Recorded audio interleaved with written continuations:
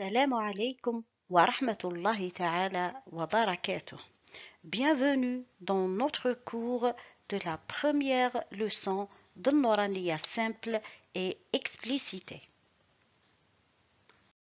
La première leçon de Nouraniya est déjà faite dans le lien apparu ci-dessus, avec une lecture simple et directe sans trop approfondir dans l'explication pour qu'un débutant ou un enfant peuvent suivre facilement. Mais vu l'importance de cette leçon qui représente la base de la lecture du Coran, nous allons aujourd'hui réviser et reprendre la lecture des lettres de l'alphabet isolées de la méthode de Nouraniya avec une explication des sorties des lettres, makharij al-huruf et leurs caractéristiques.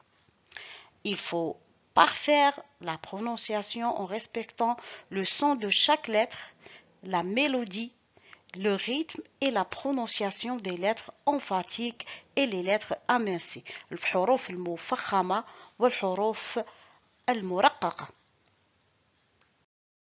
Donc, on a la basmala.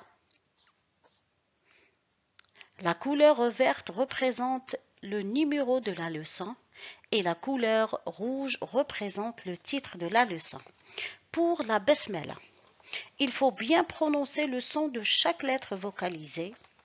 Il faut respecter l'emphase et l'amincissement des lettres. Il faut respecter les lettres dédoublées.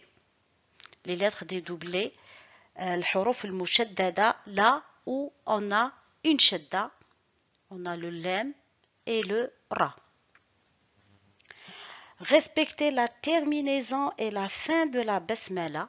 Il faut qu'on termine par soukoun et faire la liaison là où il y a alif lam. Pour bien comprendre la liaison, vous trouvez le cours numéro 5 dont le lien s'affiche en haut.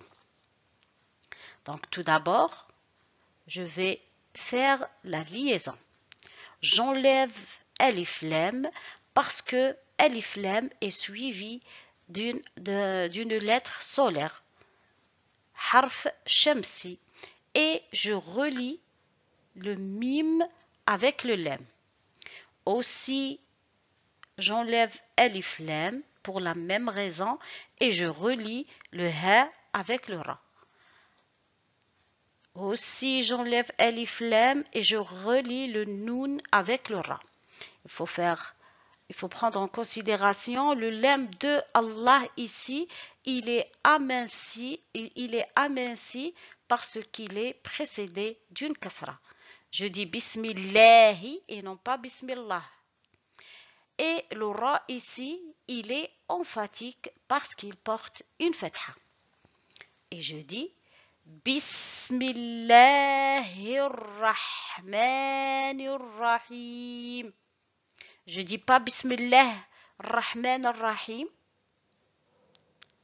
Il ne faut pas changer les voyelles.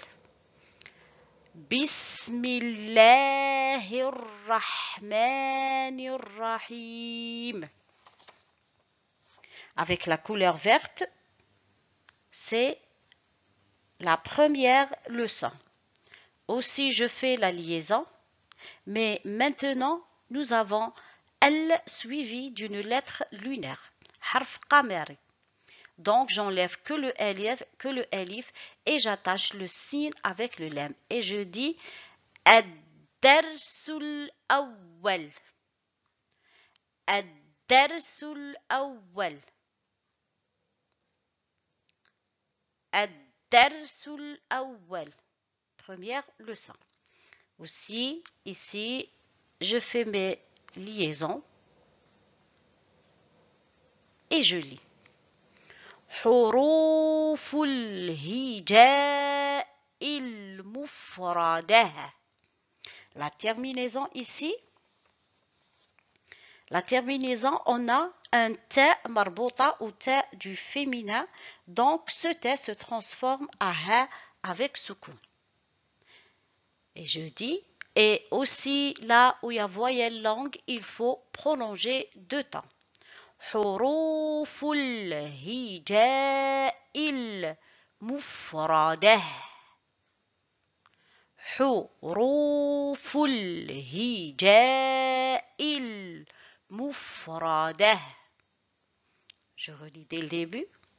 بسم الله الرحمن الرحيم. الدرس الأول. الدرس الأول. حروف الهجاء المفردة. Pour les lettres, nous remarquons que dans chaque case, il y a la lettre en couleur noire et au-dessus, à gauche, c'est écrit en rouge. C'est le nom de la lettre. Par exemple, nous remarquons dans des lettres où il y a alif skoun, alif voyelle longue qui prolonge la lettre. Donc, il faut prolonger la lettre deux temps. Par exemple, ici, il ne faut pas dire ba, ta, tha. Il faut dire ba, ta, tha, prolonger deux temps. En arabe, il y a 7 lettres qui sont tout le temps emphatiques. Nous avons le kha, le sad, le dad, le ta, le dha, le ghayn et le qaf. Ces lettres sont toujours emphatiques avec toutes les voyelles, soit fatha, soit damma, soit kasra. Avec un degré d'emphase, par exemple, avec la kasra sont emphatiques, mais pas autant qu'avec la fatha et la damma. Pour prononcer les lettres emphatiques, il faut que la bouche soit remplie, perpendiculaire. Nous avons le ra. Le ra, c'est une lettre emphatique avec la fatha et la damma et aminci avec la kasra. Mais puisqu'il est isolé ici, et regardez, nous avons un alif, voyelle longue ou alif skoun, qui prolonge la fatha. Donc ici, il faut prononcer emphatique. Et je dis ra et non pas ra. Le lem, il est aminci. Sauf un cas spécial, rien que dans le mot de Allah, qu'il est emphatique s'il est précédé par une fatha ou une damma et aminci s'il est précédé d'une kasra. Par exemple ici, il est aminci parce qu'il est précédé par une kasra et c'est pour ça que je dis Bismillahi. Si j'ai une fatha ou une damma, ça sera Allah. Je vais essayer de donner rapidement un petit résumé sur les sorties des lettres. On a le alif. Le alif sort du fond de la gorge. Et c'est la hamza qui donne le son au alif. La lettre B se prononce en collant les lèvres. Et je dis ba, ba. La lettre T, elle sort de l'extrémité de la langue en s'appuyant sur l'extrémité des incisives supérieures. Du même point sort aussi la lettre Del. Et je dis ta, ta et non pas ta. Ta, del. La lettre Th sort de l'extrémité de la langue en s'appuyant sur l'extrémité des incisives supérieures. Aussi, du même point sort la lettre Del. Et je dis Tha, Tha, ذال. La lettre jim sort du milieu de la langue. Et je dis jim et non pas jim. La lettre ha sort du milieu de la gorge. Et je dis ha, ha. La lettre kha de l'entrée de la gorge. Elle doit être emphatisée car c'est une lettre grave, c'est-à-dire qu'il faut remplir la bouche lorsqu'on le prononce. Et je dis kha. Regardez, je vais lire pour voir la différence. La lettre ha, c'est une lettre amincie, harf muraqqaq. Donc je dis ha, la bouche reste horizontale. Par contre, le kha, c'est une lettre emphatique, harf mufakham. Je dis kha, la bouche reste bien remplie, c'est-à-dire perpendiculaire. Nous avons dit que le del a même sortie que le ta et le del même sortie que le tha. La lettre ra sort de l'extrémité de la langue en s'appuyant sur le palais. Et je dis ra, ra, et c'est une lettre emphatique.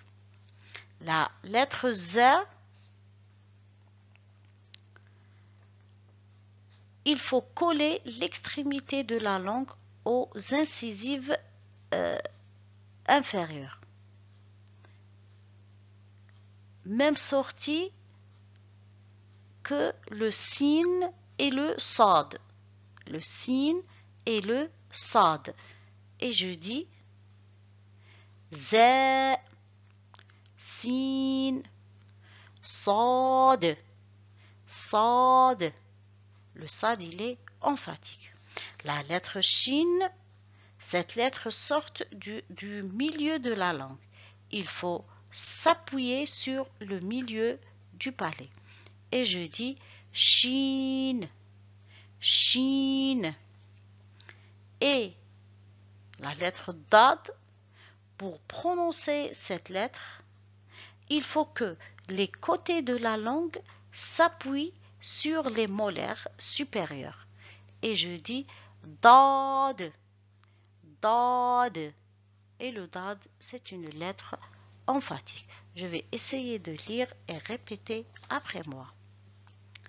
Alif, ba, ta, tha, jim, ha, kha, dal, ذال, را, زاء, سين, شين, صاد, ضاد. Pour que la leçon ne soit pas trop longue, nous arrêtons là. Je vous conseille de lire plusieurs fois cette partie afin d'avoir une bonne prononciation. J'espère que ces explications vous aideront pour avoir une bonne prononciation. On se trouve prochainement, Inch'Allah, pour la suite. N'oubliez pas de vous abonner afin d'avoir mes prochains cours. Je vous souhaite une excellente révision. Bon courage. دمتم في رعاية الله وحفظه.